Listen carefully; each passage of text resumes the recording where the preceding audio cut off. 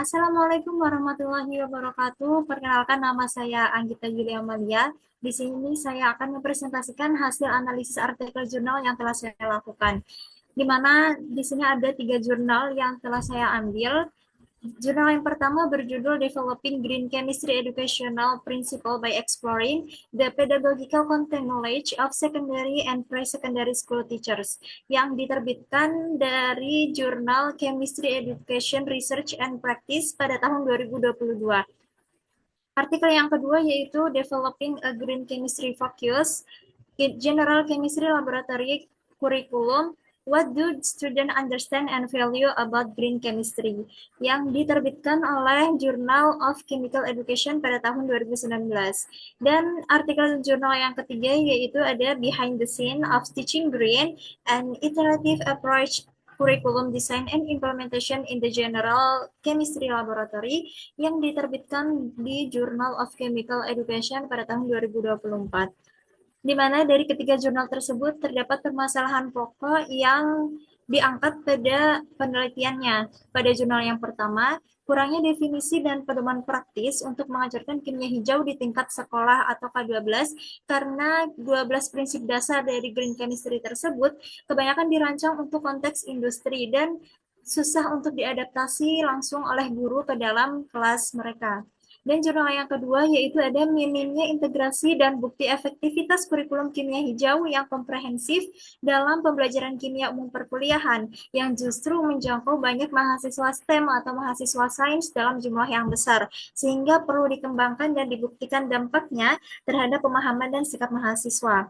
Dan artikel jurnal yang ketiga yaitu permasalahan yang diangkat kurikulum kimia hijau awal di laboratorium kimia umum masih terasa ditempelkan dan tidak terintegrasi secara utuh ke dalam alur pembelajaran, sehingga kurang berdampak maksimal bagi mahasiswa dan menghadapi kendala dalam penerapan oleh asisten pengajar yang belum familiar dengan konsep kimia hijau.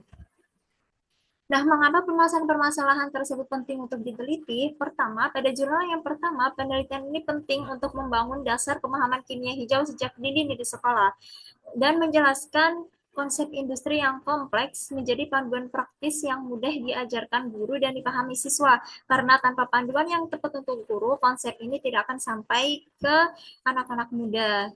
Dan untuk jurnal yang kedua, mengapa penting? Karena menargetkan titik leverage terbesar dalam pendidikan tinggi pembelajaran kimia umum yang diambil ribuan mahasiswa STEM.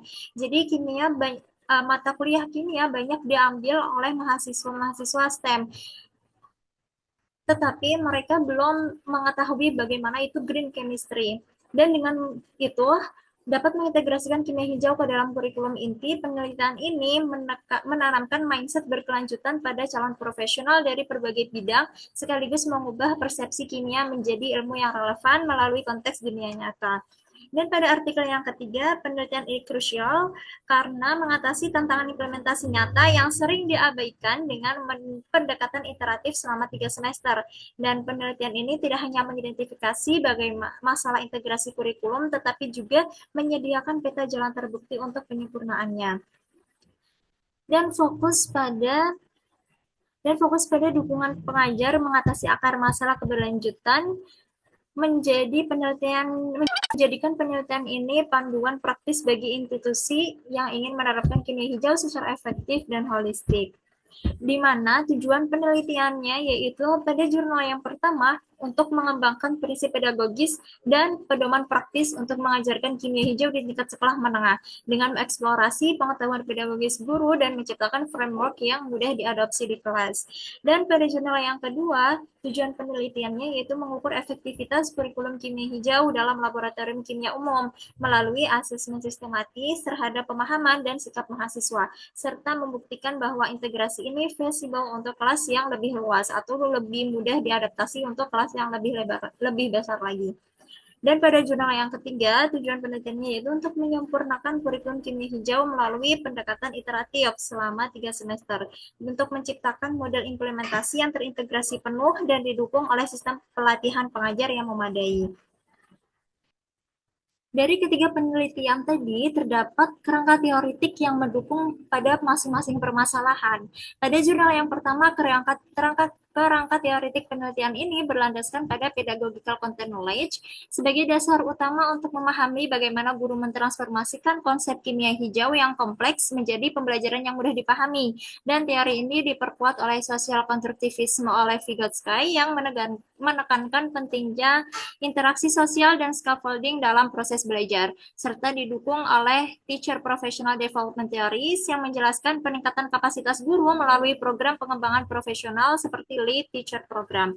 Dan pada jurnal yang kedua, teori yang mendukung yaitu ada teori konstruktivisme dari Piaget, yang mana teori ini mendukung pendekatan kurikulum yang memungkinkan mahasiswa membangun pemahaman kimia hijau melalui pengalaman laboratorium secara langsung.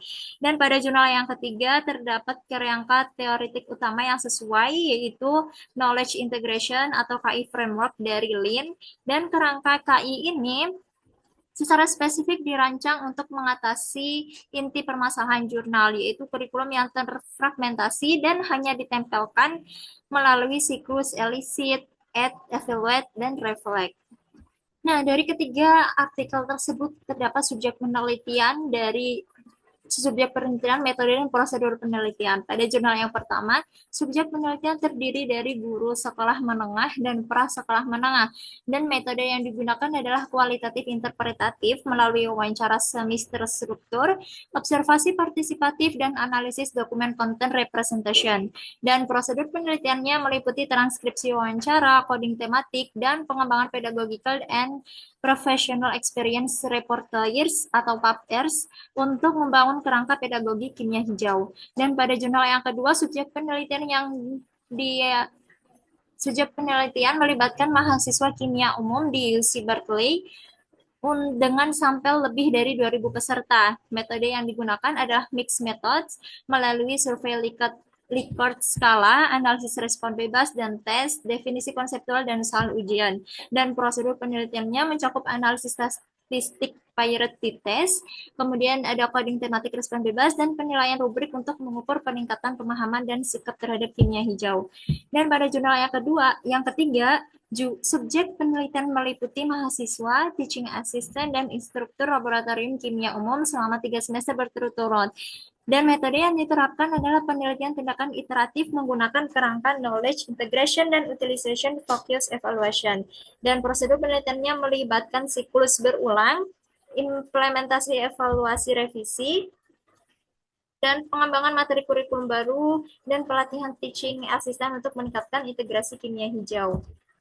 Di mana jenis instrumen yang digunakan pada jurnal yang pertama yaitu menggunakan instrumen kualitatif berupa pedoman wawancara semi terstruktur dan lembar analisis dokumen core atau PAPR, dan pengumpulan data dilakukan melalui wawancara mendalam dengan guru, observasi partisipan, dan studi dokumen research folios untuk menggali PCK guru dalam mengajarkan kimia hijau. Dan pada jurnal yang kedua, jenis instrumen yang diterapkan yaitu berupa kuesioner Likert skala, soal ujian esai, dan rubrik penilaian definisi konseptual, di mana data dikumpulkan melalui survei online berulang, pretest post-test, tes tertulis di kelas, dan analisis dokumen jawaban ujian untuk mengukur pemahaman dan sikap mahasiswa.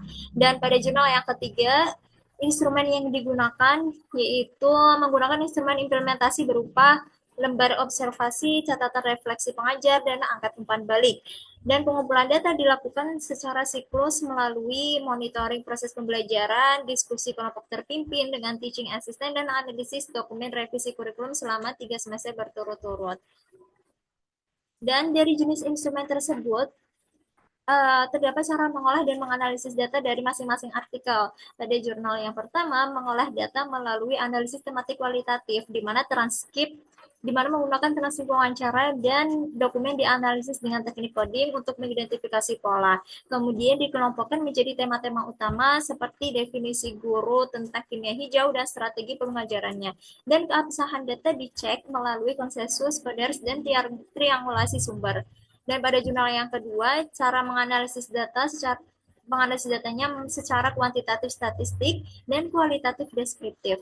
Data kuantitatif dari survei Likert diolah dengan uji T berpasangan, sedangkan respon bebas dan definisi konseptual dianalisis melalui coding tematik dan penilaian rubrik untuk mengukur kedalaman pemahaman. Dan pada jurnal yang ketiga, data kuantitatif dari survei dan penilaian hasil belajar dianalisis secara statistik deskriptif dan komparatif untuk mengukur efektivitas setiap iterasi kurikulum, di mana seluruh temuan dari berbagai sumber data dikonsolidasikan dan diprioritaskan berdasarkan kerangka utilization focused evaluation untuk menentukan revisi kurikulum yang paling urgent dan impactful untuk siklus implementasi berikutnya. Dan proses analisis ini dilakukan berulang selama 3 semester, di mana hasil dari setiap siklus menjadi dasar input untuk perbaikan pada siklus berikutnya, dan menciptakan mekanisme perbaikan kurikulum yang terus-menerus dan berbasis bukti.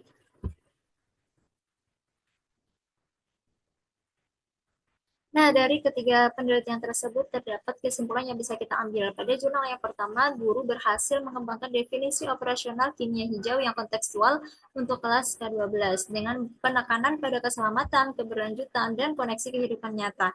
Dan di mana PCK guru merupakan kunci sukses adaptasi prinsip kimia hijau industri ke praktik di kelas, dan research values efektif sebagai model pengembangan profesi guru. Dan pada jurnal yang kedua, hasil yang didapat terjadi peningkatan signifikan dalam pemahaman dan sikap positif mahasiswa terhadap kimia hijau, dengan 77% mahasiswa mampu menyebutkan komponen spesifik kimia hijau, integrasi terbatas kimia hijau dalam kurikulum besar terbukti efektif, dan mahasiswa dengan latar belakang berbeda mampu mencapai tingkat pemahaman yang setara. Sedangkan pada jurnal yang ketiga, kesimpulan yang dapat kita ambil yaitu pendekatan iteratif berhasil meningkatkan integrasi kurikulum dengan kenaikan dari 15% menjadi 29% mahasiswa yang menilai kimia hijau sebagai aspek paling berharga dalam kursus, di mana kombinasi knowledge integration dan utilization focus evaluation terbukti efektif untuk menyempurnakan kurikulum dengan dukungan pengajar sebagai faktor penentu keberhasilan. Dari penelitian yang telah dilakukan pada tiga artikel tersebut, terdapat inspirasi, manfaat, dan inspirasi penelitian untuk selanjutnya. Pada jurnal yang pertama, manfaat penelitian ini menyediakan kerangka pedagogical content knowledge yang terstruktur untuk mengadaptasi prinsip kimia hijau industri ke konteks kelas K12. Inspirasi yang dapat untuk penelitian selanjutnya meliputi pengembangan model pelatihan guru yang lebih sistematis, eksplorasi PCK untuk topik keberlanjutan lainnya, dan penciptaan platform berbagi sumber ajar antar guru. Dan pada jurnal yang kedua, manfaat utamanya adalah model asesmen hybrid yang efektif mengukur pemahaman dan sikap mahasiswa terhadap kimia hijau dalam kelas besar. Dan penelitian selanjutnya dapat mengadopsi model ini untuk mengevaluasi program pendidikan sains lainnya dan melakukan studi longitudinal tentang dampak jangka panjang atau meneliti faktor-faktor yang mempengaruhi retensi konsep kimia hijau. Dan sedangkan pada jurnal yang ketiga, manfaat penelitian ini adalah peta jalan implementasi kurikulum iteratif yang terbukti berhasil meningkatkan integrasi kimia hijau. Dan inspirasi untuk penelitian berikutnya termasuk penerapan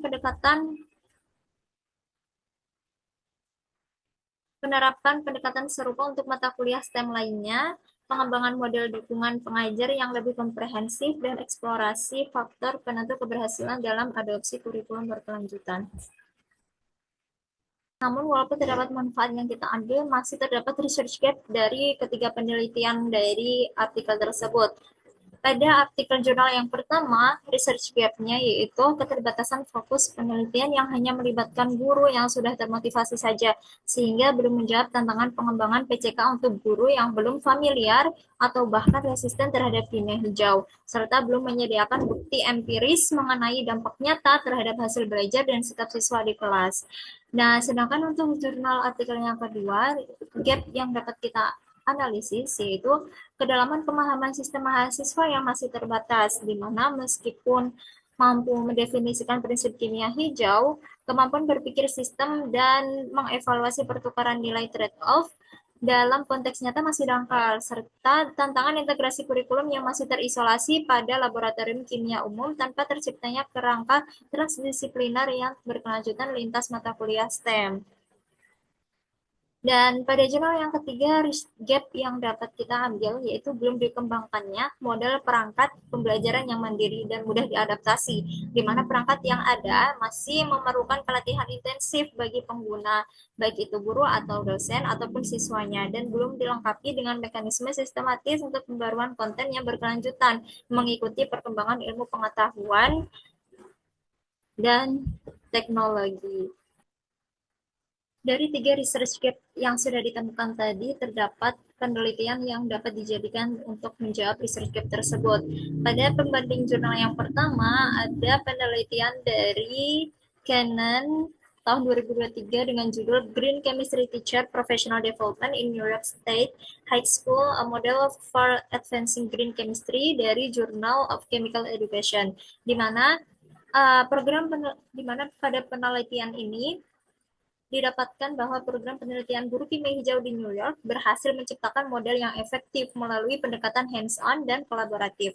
Dan keberhasilan model ini menjawab research gap dengan menyediakan kerangka kerja konkret yang dapat diadaptasi untuk mengintegrasikan kimia hijau ke kurikulum sekolah, sekaligus meningkatkan keselamatan laboratorium dan keberlanjutan pendidikan kimia. Dan pada jurnal yang kedua terdapat jurnal artikel pembanding dari Albrecht tahun 2019 dengan judul Integrating Green Chemistry in the Curriculum, Building Student Skill in System Thinking, Safety and Sustainability dari Journal of Chemical Education, di mana jurnal yang kedua dengan merancang aktivitas pembelajaran otentik yang khusus ditujukan untuk mengajarkan sistem thinking melalui konteks kimia hijau. Dan studi ini memberikan model intervensi konkret yang menargetkan kedalaman pemahaman sistem dan evaluasi trade-off, sekaligus mengatasi masalah isolasi kurikulum melalui pendekatan autentik yang menghubungkan kimia dengan masalah dunia nyata. Dan pada pembanding jurnal yang ketiga ada penelitian dari Grieger tahun 2022 dengan judul Exploring Curriculum Adoption of Green and Sustainable Chemistry in Undergraduate Organic Chemistry Course. Result from a national survey in the United States dari jurnal Green Chemistry, di mana studi ini berhasil memperluas temuan jurnal 3 yang terbatas pada satu universitas dengan memetakan landscape adopsi kimia hijau di berbagai jenis perguruan tinggi, sekaligus mengidentifikasi faktor-faktor kunci yang menghambat keberlanjutan implementasi kurikulum seperti keterbatasan waktu, sumber daya, dan pelatihannya. Nah, dari permasalahan-permasalahan tadi dan juga research gap yang telah ditemukan, dapat disimpulkan bahwa terdapat 3 rumusan masalah. Yang pertama yaitu bagaimana mengembangkan perangkat pembelajaran STEM terintegrasi green chemistry yang memenuhi kriteria valid, praktis, dan efektif. Dan yang kedua yaitu bagaimana efektivitas perangkat pembelajaran dalam meningkatkan pemahaman konseptual green chemistry dan keterampilan abad 21 pada siswa, yang mana terdapat keterampilan critical thinking, creativity, collaboration, and communication. Dan rumusan yang ketiga yaitu faktor-faktor apa saja yang mempengaruhi keberlanjutan implementasi perangkat pembelajaran green chemistry dalam konteks pendidikan kimia di Indonesia. Nah, dari ketiga rumusan masalah tersebut, dapat saya simpulkan bahwa judul proposal yang mungkin akan saya gunakan yaitu pengembangan perangkat pembelajaran STEM berbasis green chemistry pada materi hidrokarbon untuk meningkatkan pemahaman konseptual dan keterampilan abad 21 pada mahasiswa. Judul ini saya pilih karena secara langsung menjawab research gap dari ketiga jurnal acuan. Judul ini mengatasi keterbatasan jurnal 1 tentang skalabilitas PCK guru dengan menyediakan perangkat siap pakai, dan menjawab gap jurnal kedua mengenai pemahaman sistem thinking yang dangkal melalui pendekatan STEM yang holistik, serta mengatasi masalah implementasi dan keberlanjutan di jurnal 3 dengan pengembangan perangkat yang mudah diadaptasi di berbagai konteks. Dan secara berkelanjutan, judul ini juga secara tidak langsung mencakup ketiga rumusan masalah utama tadi, di mana bagian pertama merangkai, bagian kedua mengukur efektivitas peningkatan pemahaman konseptual dan keterampilan abad 21, serta secara implisit menjawab aspek keberlanjutan melalui fokus pada materi inti kurikulum yang dapat diimplementasikan secara luas pada mahasiswa. Mungkin itu saja yang bisa dapat saya sampaikan. Kurang lebihnya mohon maaf. Wassalamualaikum warahmatullahi wabarakatuh.